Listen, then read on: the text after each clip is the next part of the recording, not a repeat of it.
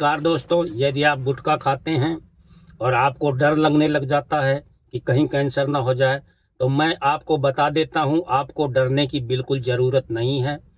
बहुत से लोग वीडियो बनाते हैं जो आपको डराते हैं कि कैंसर हो गया, आपको डॉक्टर के पास जाइएगा, तो वो भी बोलते हैं आपको कैंसर हो गया है, होने वाला है। ऐसे भ्रम में मत रहिए। मैं आपको प्रॉपर चीज़ें बताऊंगा कि आपको क्या क्या सावधानी रखनी है और कब सावधान हो जाना है। कौन सी स्टेज पर आपको कैंसर होने के चांसेस हो जाते हैं और कौन सी स्टेज पर आपको कैंसर से घबराने की ज़रूरत नहीं है। तो आइए जानते हैं। यदि आप बहुत दिनों से गुटखा खा रहे हैं तो पहली बात तो उसको अपने पूरे मुंह के अंदर घुमाइए मत, एक जगह स्थगित करके खाइए। और यदि घुमा रहे हैं तो उनमें सवेरे जैसे उठते ही नीम की पत्ती चबाकर और थूक दीजिए, थोड़ी देर रहने दीजिए, तो आपको बहुत फ़ायदा मिलेगा। और यदि थोड़ा मांस टाइट हो गया है तब भी आप मत घबराइए। यदि आप छोड़ देते हैं तो बहुत अच्छी बात है, वह अपने आप ही थोड़ा प्रॉपर तरीके से नॉर्मल हो जाएगा। लेकिन यदि नॉर्मल नहीं हो रहा है तो आप नारियल का तेल लेकर या सरसों का तेल लेकर मुंह के अंदर थोड़ी देर घुमाइए, घुमाने के बाद थूक दीजिए। ऐसा यदि आप महीने में 15 दिन भी कर लेते हैं तो आपका मुंह नॉर्मल सा हो जाएगा, आपको दिक्कत बहुत कम हो जाएगी। और ये नुकसान कब होता है, जैसे कुछ लोगों का 3 उंगली जा रहा है, तो 3 उंगली वाले तो बिल्कुल ना घबराएं। घबराने की ज़रूरत जब होती है जब 2 उंगली जाने लग जाए। यदि 3 उंगली है तो अभी असुस्ती है और आप यदि छोड़ दें तो अच्छी बात है। और यदि 2 उंगली जा रही है तो आपको इस स्टेज पर छोड़ देना चाहिए। और यदि नहीं छूट रहा है तो इसके लिए आपको बहुत सारी सावधानियों की ज़रूरत है। आपको जो बताया है, सरसों का तेल या नारियल का तेल मुंह के अंदर घुमाते रहिए सवेरे, उसका नीम के पत्ते डेली चबाइए यदि मुंह बंद हो रहा है। और यदि आप इसको कुछ दिनों तक प्रॉपर तरीके से छोड़ देते हैं गुटखे को, तो आपका मुंह फिर से नॉर्मल होने लग जाता है और आपको दिक्कतें आना बंद हो जाती हैं। और यहाँ घबराने की ज़रूरत नहीं होती है। आपके मुंह में कैंसर हो जाएगा ये यदि आप छोड़ देते हैं तो आपको कुछ नहीं होना है। बहुत कम मामलों में कैंसर होता है। और कैंसर किसको होता है? जो गुटखा छोड़ता नहीं है। और दूसरी बात, जब मुंह के अंदर वाइट पैच, वाइट धब्बे या काले धब्बे या लाल धब्बे दिखने लग जाते हैं, आज होते हैं कल बंद हो जाते हैं, इस स्टेज को भी कैंसर में नहीं माना जाता है और ना कैंसर होता है। यदि आप गुटखा छोड़ देते हैं तो आपको कोई दिक्कत नहीं होने वाली है। लेकिन आपको दिक्कत कब होती है? अब आप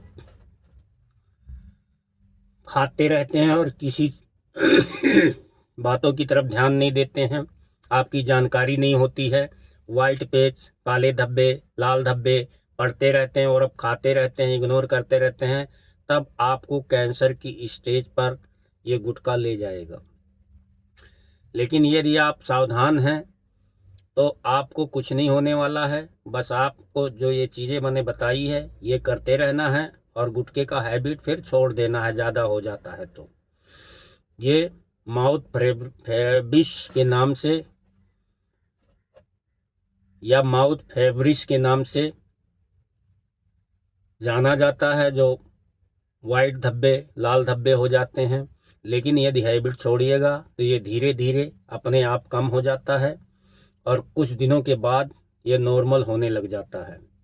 लेकिन यदि आप अर्ली स्टेज पर चले गए हैं तो उसका ठीक करने का तरीका अलग है। कोई डॉक्टर आपको ये चीज़ें नहीं बताता है, वो सिर्फ आपको डराता है कि आप गुटखा छोड़ दो। उसे पता है कि गुटखा छोड़ने के बाद सब कुछ अपने आप नॉर्मल होने लग जाता है। इसलिए इधर उधर के भ्रम में ज़्यादा मत रहिए। यदि आप छोड़ दिए हैं तो बहुत अच्छी बात है, आपको कोई नुकसान नहीं होगा। लेकिन आप इसका प्रॉपर इलाज भी यदि चाहते हैं कि हमारा मुंह पहले जैसा हो जाए, तो बिल्कुल तो पहले जैसा नहीं होगा, लेकिन आपको कैंसर से बचा जरूर लेगा। इतना मैं ज़रूर बता दूंगा। मेरी और वीडियो देख लीजिएगा, उन वीडियो में मैंने प्रॉपर तरीके से इसके बचाव के उपाय बता रखे हैं।